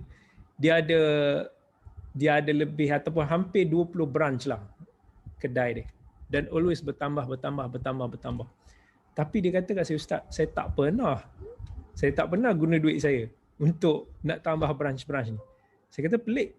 Biasanya orang akan menyimpan ataupun meminjam untuk nak tambah branch atau business. Dia kata, ini yang saya tak tahu macam nak explain, Ustaz. Saya tak ada simpanan. Saya kata, macam mana tak ada simpanan? Income 100-200 ribu. Dia kata setiap bulan kalau saya dapat apa-apa income saya memang saya bagi. Saya ambil mana yang saya perlukan. Yang mana memang saya perlu untuk belanja saya, family ke apa, urusan lain. Yang lain tu saya sedekah. Saya bagi ni, bagi sini sampai dia tak ada apa-apa. Saya pun tak tahu berapa ada dalam akaun saya tu. Macam tu sekali. Dan ni memang dia jaga. Dia bukan setakat sedekah, dia bukan setakat istighfar. Memang dia masya-Allah someone yang jaga. Dan manusia yang saya kagum lah tengok istiqamah dia tu. Tapi subhanallah, dia kata, Ustaz, bila saya terfikir nak buat sesuatu, contoh saya fikir nak tambah branch, esok Allah kirimkan ada orang, dia kata, nak ambil duit ni, kita buat share partner, you tak payah keluar modal apa-apa, tapi you gerakkan lah. Maksudnya you buat. Dia kata macam tu lah. Dan susah saya nak explain macam mana Allah kurniakan rezeki ni dalam bentuk yang tak disangka-sangka. Dan dia memang is totally, saya ingat lah ni satu cerita. Dia baru sembang kat saya, dia kata, Ustaz, saya ni teringin nak pakai Alphard, dia kata kan. Tapi saya takut benda tu over kot. Saya tak perlu ke nafsu je saya. Saya kata kalau dia mampu, apa salahnya? Nabi pun kata dalam hadis riwayat Ahmad, antara kebahagiaan seseorang tu 4 perkara: isteri yang salihah, jiran yang baik, rumah yang lapang, dan juga kenderaan yang selesa. So kalau itu yang selesa bagi dia, membantu dia untuk bergerak, alhamdulillah, tak ada masalah. Lepas tu, tapi dia kata, yalah, saya tak suka meminjam, saya tak nak meminjam. Tapi dia kata tiba-tiba few days lusa lepas tu, tiba-tiba dia kata, Ustaz, jom, dia kata, jom tengok saya baru beli. Saya kata, Masya Allah, itu macam tak apa nak beli. Tak, Ustaz, semalam tiba-tiba ada orang exactly dia bawa duit ni, memang lebih kurang harga Alphard ni untuk nak buat bisnes dengan saya. Bolehlah saya beli. Oh, saya kata Masya Allah, asyik selalu macam tu kan. Sampai saya kadang-kadang gurau kat dia, cuba fikir sikit, tiba-tiba saya pula dapat. Mana tahu Allah makbulkan. Tu antara contoh yang itu depan mata sikit. Sebenarnya banyak lagi kisah tu. This is exact apa yang saya dan sahabat-sahabat ni nampak dan rasakan. So kalau tanya saya, dua benda ni. Sebab istighfar, tadi saya dah sebut hadis dia. Dan dalam surah Nuh ayat 10 pun Allah dah kata, faqultu astaghfiru rabbakum innahu kana ghaffara yursilis samaa'a 'alaikum midrara wa yumdidkum bi amwalin wa banina wa yaj'al lakum jannatin wa yaj'al lakum anhara. Allah kata, istighfarlah kamu sebab Allah lah yang menurunkan kepada kamu hujan, yang memperbanyakkan hartamu, yang memperbanyakkan anak-anakmu, yang mengalirkan sungai-sungai. Itu semua rezeki daripada Allah. Tapi kunci dia apa? Istighfar. Sedekah pula apa Allah janji? Ni Allah janji, bukan saya kata. وَمَا أَنْفَقْتُم مِّن شَيْءٍ فَهُوَ يُخْلِفُهُ. Apa sahaja yang kamu belanjakan, Allah akan ganti. Allah janji, Allah ganti. Bila Allah ganti, siapa yang lebih baik gantiannya daripada Allah? Dalam hadis riwayat Bukhari dan Muslim daripada hadis Abi Hurairah, Nabi kata malaikat setiap hari turun naik ni doa, Allahumma a'ti mumsikan khalafa wa Allahumma a'ti munfiqan khalafa wa mumsikan talafa. Ya Allah, kurniakanlah kepada orang yang selalu bersedekah ni apa dia? Ganti. Dan orang yang kedekut ni kemusnahan. Ini malaikat yang doa, yang mana tidak pernah mengingkari Allah Subhanahu Wa Taala. Banyak sangat cerita-cerita yang berkenaan dengan perkara tersebut yang saya tak dapat nak ceritakan semua. Tapi kalau minta dua benda ni, yang paling simple, this is the most simplest yang kita boleh buat insya-Allah dalam kehidupan harian kita. Wallahu taala alam. Yang panjang jawapan.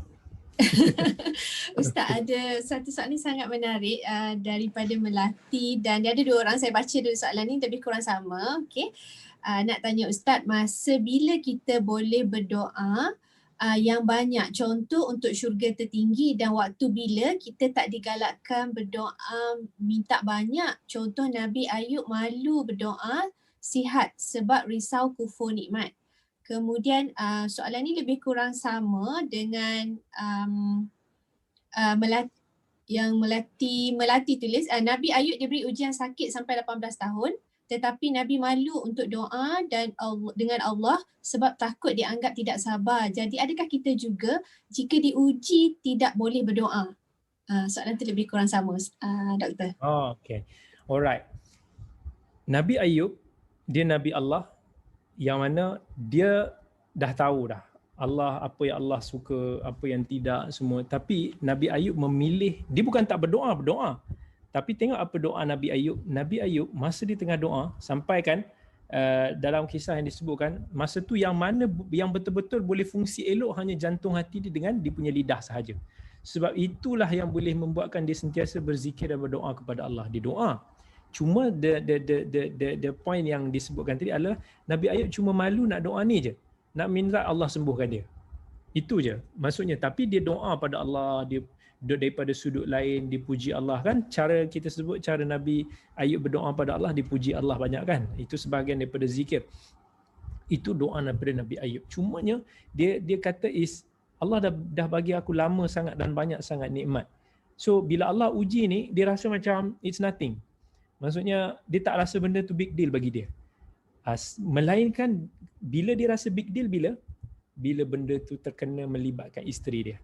Bila dia tengok isteri dah mula botak, masa tu baru dia rasa macam aku dah susahkan dia. Barulah masa tu dia doa, dia nak mengadu pasal sakit dia walaupun dia malu-malu. Tapi bukan kata dia tak berdoa, dia berdoa. So sebenarnya kita dituntut sebenarnya untuk nak berdoa kepada Allah. Sebab apa? Allah ni dah banyak kali Allah ingatkan kepada kita. Doalah kepada aku akan perkenankan. Doalah, ini mustajab, waktu yang mustajab. Dalam hadis Nabi sebut waktu yang mustajab ini semua. Allah suruh kita doa sebelum kita bagi salam masuk solat. 1/3 malam akhir sebelum subuh. Waktu yang macam-macam. Wa qala rabbukum ud'uni astajib lakum. Doalah kepada aku akan ampunkan, aku akan makbulkan kamu.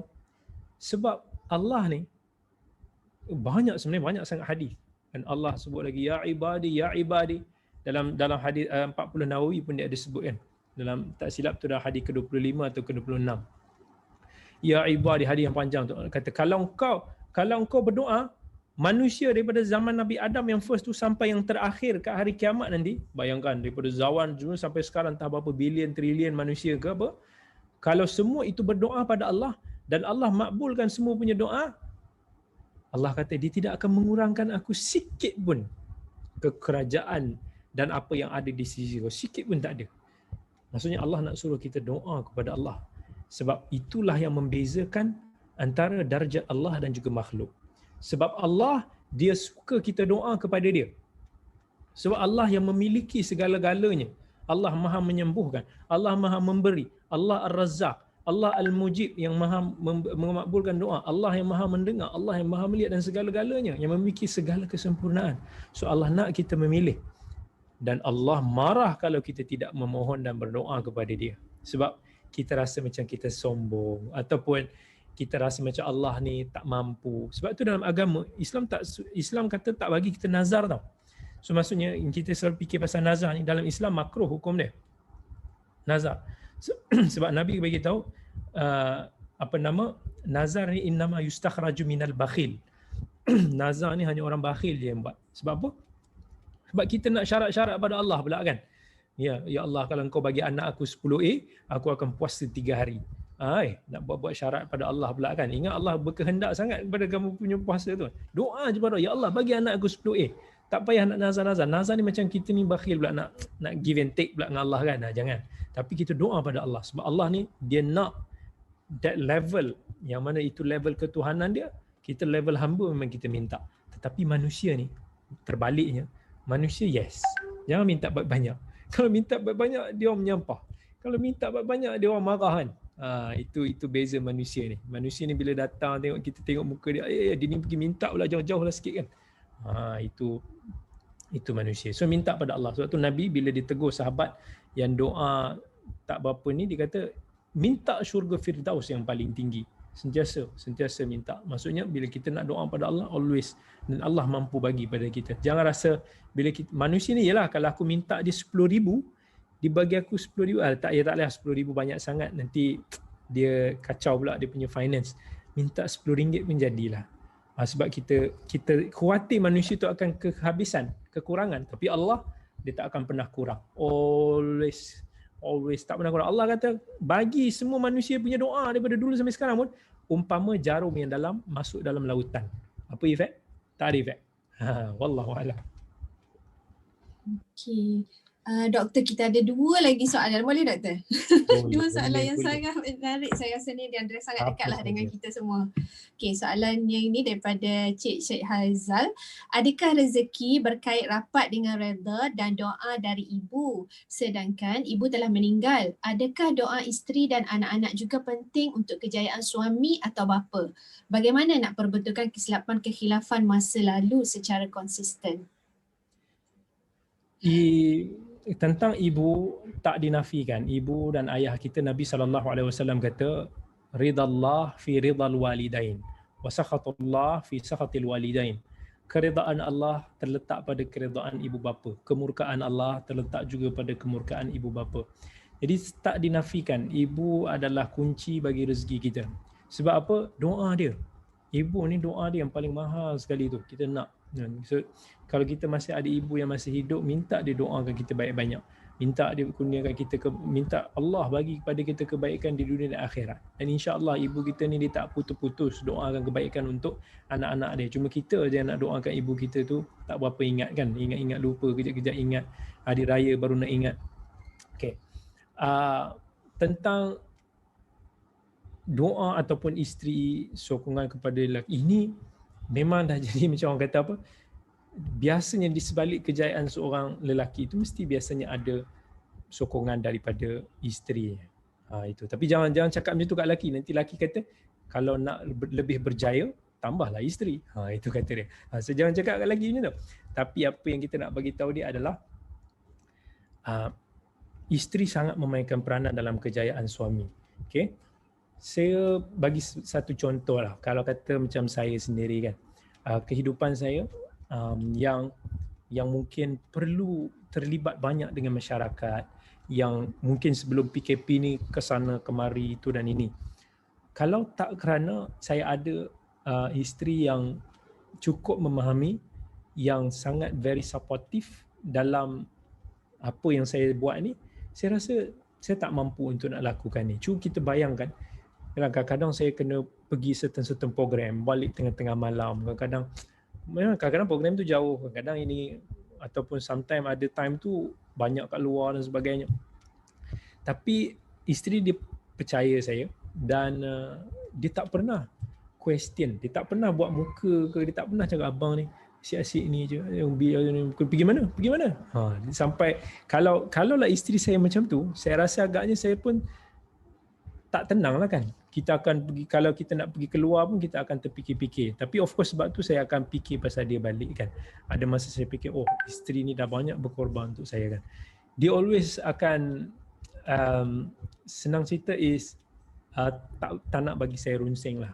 Dan dia tahu kadang-kadang kita penat ataupun dan sebagainya, tapi dia tak buat macam pasal isteri kan. Ya, abang ni orang yang jenis bermasyarakat dengan orang ni, jumpa orang sana sini, mesti nak check handphone sikit, tengok sikit ada ke gelenyang-gelenyang orang siapa ke, tak ada.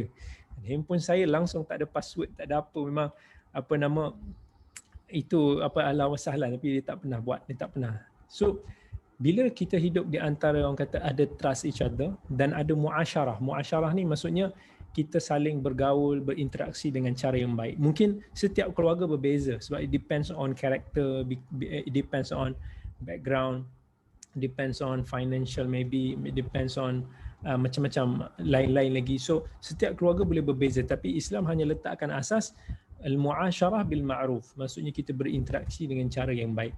So sebab tu Nabi SAW, cuba kita bayangkan kenapa Nabi sangat sayang pada Khadijah. Khadijah, Nabi kahwin dengan dia 25 tahun. Nabi hidup dengan Khadijah without anybody. Maksudnya walaupun di zaman ketika itu Nabi boleh biasa orang Arab ketika itu nak berpoligami ke ataupun nak menyimpan wanita-wanita simpan. Tapi ketika zaman Khadijah, Nabi alone dengan Khadijah. Sebab Khadijah antara faktor dia adalah Khadijah ni, kalau kita baca karakter dia, is the wanita yang sangat matured. Well, which is kalau kita baca sejarah dia business woman besar. Cuba bayangkan, dia tycoon kat Mekah. Tapi Nabi ni biasa je, dia bukannya ada apa-apa. Even Nabi pernah jadi staff Khadijah kot, kan, meniagakan barang Khadijah pergi ke Syam semua tu. Sebabkan kejujuran dia, Khadijah lama Nabi. Kita bayangkan, kita fikir kalau dekat negara kita ni kan, kalau successful woman, business woman, kaya raya, dikahwin dengan lelaki biasa, normally mesti ada jadi tak kena dalam keluarga tu kan. Ni ego masing-masing, ni ada tu, ni ada, ni tak ada toleransi lah apa. Selalu jadi macam tu. Dia tak jadi macam tu kalau kata kita tahu lelaki tu kaya raya, dia kahwin dengan isteri biasa, kata walaupun tak berharta, biasanya okey, tak ada isu. Tapi dia akan jadi terbalik bila sebalik. Tapi Nabi SAW dia contoh kat situ. Khadijah kaya raya, Nabi ni tak ada apa pun, biasa je. Nabi hanya laksanakan tugas dia sebagai rasul macam biasa, tugas apa normal human being. Tapi kita tak pernah dengar contohnya Khadijah pun bila sebab dia kaya, sebab dia ni dia angkuh kat Nabi, dia jadi macam tak hormat Nabi, tak pernah. Even dia always support. Sebab Nabi SAW dia tahu my job is to be Nabi, to be Rasul. Kan, maksudnya bukan job aku untuk nak meniaga ke nak apa, nak jadi kaya, tak. So this is my job. Dia buat job dia. Dia tak ada nak pergi, orang kata nak pergi PKK Helter Khadijah ke, tak ada. Nah, Khadijah always support Nabi SAW. Dia tahu this is Nabi punya bidang tugasan. Sebab tu Khadijah, bila ingat kisah Nabi SAW masa balik daripada Gua Hira, balik dalam keadaan yang takut. Bila first time Jibril peluk Nabi, Nabi tak tahu dalam benda ni semua kan. Balik-balik dia kata, Zammiluni, tolong selimutkan aku. Nabi dah macam seram sejuk lah. Dan Khadijah, dia tak ada kata abang ni apa hal, pun tabiat ke? Tiba-tiba balik macam ni nak suruh selimut-selimut ni kan. Tak ada cakap macam tu. Tapi Khadijah datang selimutkan Nabi. Duduk sebelah Nabi, pujuk Nabi. Cakap, kata, kalla wallahi ma yukhzikallahu abadan. Dia kata, demi Allah, Allah sesekali tidak akan membuatkan kamu sedih. Dia kata abang. So dia kata, abang selalu memuliakan tetamu. Abang selalu membantu orang yang lemah. Abang selalu akan memikul beban orang yang susah. Abang selalu menunaikan hak, memperjuangkan kezaliman. Abang selalu membantu sekian-sekian. Dia sebut kebaikan-kebaikan Nabi SAW dengan nada yang memujuk sampai Nabi SAW tenang. Dari situ kita boleh nampak how Khadijah is satu wanita yang sangat matang. Kan, di sebalik itu Nabi ingat dia. Dan sampai Khadijah masa Islam tengah kena boykot 3 tahun, Khadijah habis harta dia sebab semata-mata untuk nak bantu perjuangan Nabi, umat-umat Islam semua. Habis je boykot 3 tahun tu, Khadijah pun wafat, meninggal. Sebab tu bila Nabi SAW ingat Khadijah, bila dah pergi ke Madinah, dah hijrah semua, Islam dah mula berkembang pesat maju, Nabi ingat ke Khadijah. Nabi sampai kadang Nabi fikir kalaulah, maksudnya seandainya Khadijah masih berada untuk melihat Islam yang dia perjuangkan selama ini bersama dengan aku. Dia ingat sampai Aisyah pun kadang cemburu kan, abang ni asyik perempuan tua tu je kan. Ya, sebab pernah Nabi duduk dalam rumah, tiba-tiba ada orang ketuk pintu, Assalamualaikum. Suara dia mirip Khadijah. Dan dia punya rupa pun tak jauh daripada Khadijah kan. Tiba-tiba Nabi macam tersentak Khadijah. Dia macam ni. Sebab itu adik Khadijah, Halak. Dia datang. Yalah, adik-beradik kadang-kadang muka kat sama ke, suara dekat sama, style cakap dekat sama. Nabi macam tersentak. Allahumma halah. Dia kata, rupanya halah. Sampai Aisyah bila dengar tu dia cemburu. Dia kata kan, abang ni asyik-asyik teringat kat perempuan tua tu kan. Perempuan tak ada gigi tu. Jadi dia marah, dia cakap macam tu lah. Tapi Nabi protect. Nabi kata, jangan cakap macam tu. Khadijah ni lah wanita yang dikala manusia mengkufuri aku, dialah yang beriman kepada aku.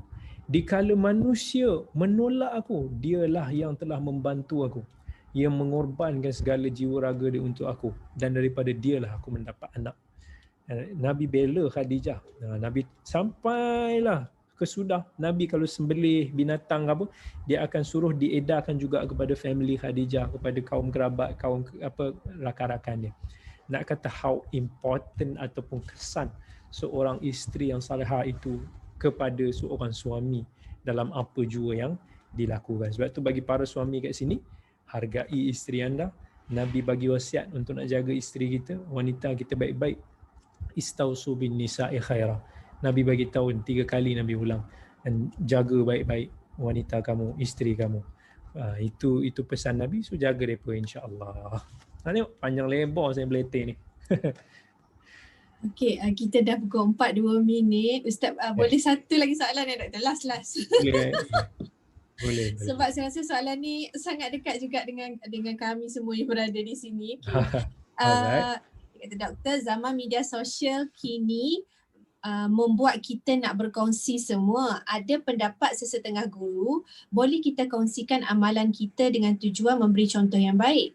Namun ada juga guru yang tetap berprinsip bahawa amalan kita perlu kita sembunyikan kerana risau akan hilangnya ikhlas ataupun niat kerana Allah Subhanahu Taala. So apa pendapat Doktor? Okay.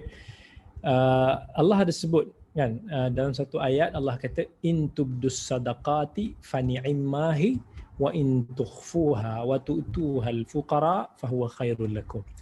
Dan Allah kata kalau kamu, ini Allah cerita dalam konteks sedekah umpamanya. Kalau kamu menzahirkan dia, okey, baik. Tetapi kalau kamu dapat sembunyikan dia, fahuwa khairul lakum, itu lebih baik. Maksudnya, kalau kita nak zahirkan dengan maslahat yang tertentu, itu dibolehkan. Contohnya, maslahat untuk nak menggalakkan orang berbuat kebaikan. Contoh ada berlaku pada zaman Nabi. Pada zaman Nabi, tiba-tiba ada 3 orang datang. Dia daripada satu kabilah Mudar, kalau tak salah, satu kabilah besar, bangsawan punya kabilah. Tiba-tiba 3 orang ni fakir miskin, datang dalam keadaan koyak-koyak, tak cukup apa ni semua. Nabi tengok tu, Nabi sedih. So Nabi ajak pada sahabat, siapa yang nak bantu sahabat-sahabat kita ni, siapa yang nak sedekah bantu. Masa tu tak ada orang bergerak lagi tu. Sampailah ada seorang sahabat Nabi ni, dia start dulu. Dia datang di bawah harta dia letak. Dia start dibagi. Lepas tu sahabat-sahabat lain nampak, dia kata jom. Tambah lagi, bagi lagi. Daripada muka Nabi tengah risau, tiba-tiba muka Nabi senyum bila tengok orang bagi.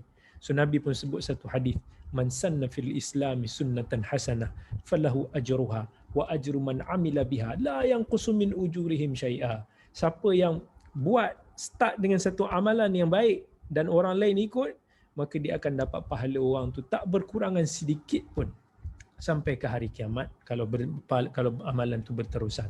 So maksudnya bila kita nak buat sesuatu ni, kalau dia ada satu maslahat tertentu, contohlah kadang-kadang kita bekerja dalam sebagai NGO kebajikan ke apa, sometimes kita update untuk nak orang tahu. Tetapi syaitan, saya bagi tahu satu benda. Syaitan dia akan sentiasa rosakkan amalan kita dalam benda yang kita sangka okey. Sebab itu satu benda yang sangat halus syaitan akan bisik. Dalam kita nak buat, kita selalu akan rasa kita akan gunakan alasan-alasan baik, benda ni boleh, tak ada masalah. Tapi time tu syaitan masuk untuk nak rosakkan. Contoh, kita nak update untuk orang-orang yang selalu bagi derma pada, contohnya pada apa-apa aktiviti kita buat, it's okay. Tetapi syaitan akan kacau. Dia akan fikir, okay, kalau kau update ni, kau buat macam ni sikit, kau macam ni sikit. Tujuan dia sebenarnya adalah, at the end dia nak rosakkan niat kita. Kita buat tu at the end sebenarnya untuk nak katakan populariti.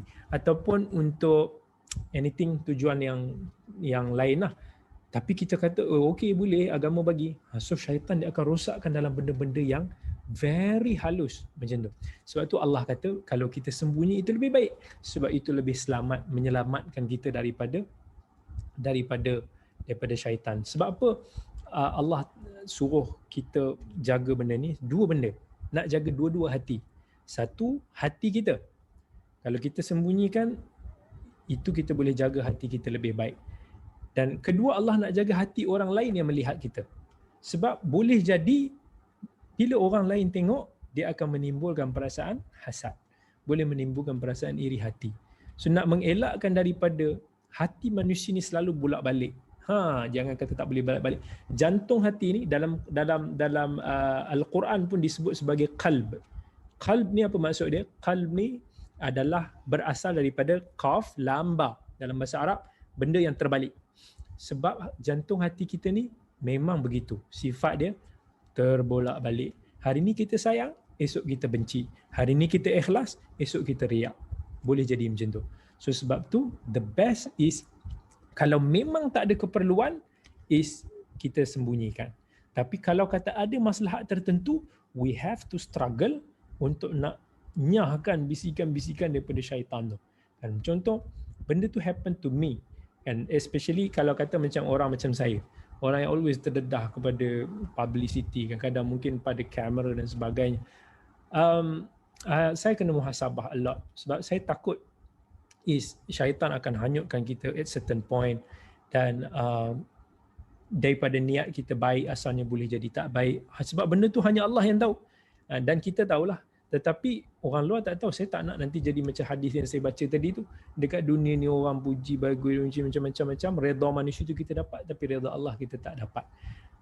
This is something orang kata jihad ataupun war yang everybody kena struggle.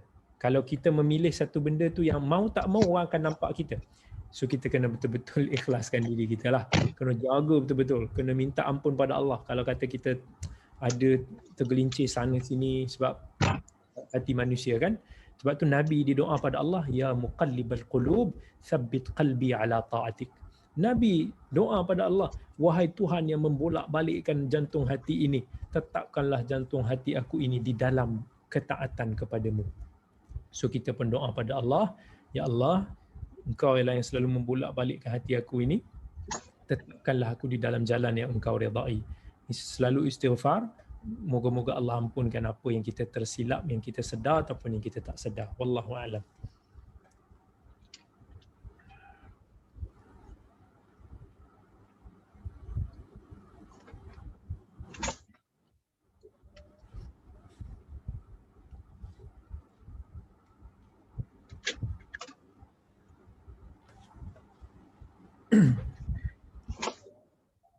Mana moderator ni? Ya? Okay, saya baru boleh unmute. So Alhamdulillah, saya rasa satu sharing session yang sangat menyentuh hati kita semua kan yang berada dekat sini. Terima kasih banyak Doktor atas perkongsian yang saya rasa cukup tersentuh lah. Dan maybe ada dekat chat tu untuk Nuzul rasanya tadi ada share, jika ada yang berminat untuk dapatkan buku daripada doktor, nanti kita akan share dekat dalam Telegram dan juga dekat dalam WhatsApp group ya. So kepada semua yang hadir hari ini, jika anda belum lagi follow kita orang punya Azaz Space Instagram, boleh follow untuk sesi-sesi yang akan datang. Dan akhir sekali saya nak ucapkan sekali lagi terima kasih pada Dr. Kamilin di atas sharing yang cukup bermanfaat pada kita hari ini. Akhir kata akhir kata boleh ke dekat sini kita buka video nak ambil gambar semua dengan doktor? Boleh. Wah, ini selfie ala digital. Selfie ala digital. Sebab tak boleh pergi dewan kan? Okay. Okay. First page. 1, 2. Alright. Second page. Third page. InsyaAllah golongan wanita yang paling ramai. Wanita yang paling ramai, doktor. InsyaAllah juga. So terima kasih banyak doktor. Jadi kita pun dah pukul 4.10 menghampiri waktu asar dah. Okay, so rasanya itu saja daripada kami di Azaz Space. Terima kasih semua. Terima kasih. Take care, stay safe. Okay. Terima kasih. Assalamualaikum doktor. Waalaikumsalam. Jumpa lagi insyaAllah. Assalamualaikum. Terima kasih doktor. Assalamualaikum. Terima kasih doktor. Terima kasih semua. Terima kasih. Assalamualaikum. Terima kasih doktor. Assalamualaikum.